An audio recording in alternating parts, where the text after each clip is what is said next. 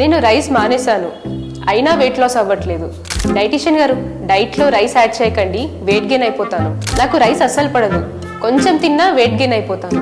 ఇలా చాలా మంది నన్ను అడుగుతూ ఉంటారు.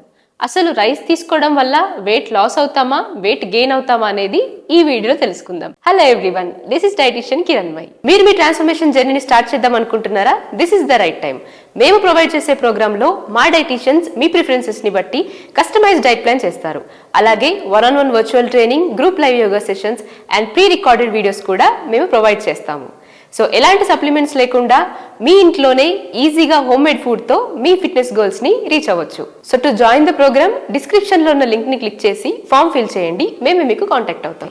మనలో చాలా మంది డైలీ రైస్ తీసుకుంటూ ఉంటారు, కానీ ఏ వెరైటీ ఆఫ్ రైస్ ఎంత క్వాంటిటీలో తీసుకుంటే వెయిట్ లాస్ కి హెల్ప్ అవుతుంది అనేది ఇంకొంచెం డీటెయిల్డ్ గా తెలుసుకుందాం. కామన్ గా అందరూ తీసుకునేది white rice, which is easy to digest and easy to cook. కానీ న్యూట్రిషన్ పార్ట్ వచ్చేసరికి వైట్ రైస్ లో బ్రాండ్ అండ్ జర్మ్ రెండు రిమూవ్ చేస్తారు. అందుకే red rice and brown rice ని హెల్దీగా కన్సిడర్ చేస్తారు, ఎందుకంటే ఇది హోల్ గ్రెయిన్ అండ్ దీంట్లో వైటమిన్, ఫైబర్ అండ్ మినరల్స్ ఉంటాయి. కాబట్టి ఎవరికైతే డయాబెటీస్ ఉంటుందో red rice or brown rice తీసుకోవడం వల్ల బ్లడ్ షుగర్ లెవెల్స్ అనేవి స్పైక్ అవ్వకుండా ఉంటాయి. ఎప్పుడు కానీ మనం కార్బోహైడ్రేట్స్ తీసుకున్నప్పుడు వెయిట్ లో కొంచెం గెయిన్ అనేది చూస్తూ ఉంటాము, ఎందుకంటే 1 గ్రామ్ ఆఫ్ కార్బోహైడ్రేట్ తీసుకున్నప్పుడు 3 ml ఆఫ్ వాటర్ రిటెన్షన్ అవుతూ ఉంటుంది to store the fuel. But rice ని ఎప్పుడు సెన్సిబుల్ క్వాంటిటీస్ లో తీసుకున్నప్పుడు వెయిట్ గెయిన్ అనేది ఉండదు. 1 కప్ ఆఫ్ రైస్ కి 200 కిలో క్యాలరీస్ ఉంటాయి. సో దీంతో పాటు మనం ప్రోటీన్ అండ్ ఫైబర్ ని యాడ్ చేసుకొని బ్యాలెన్స్డ్ డైట్ తీసుకోవాలి. So being Asians,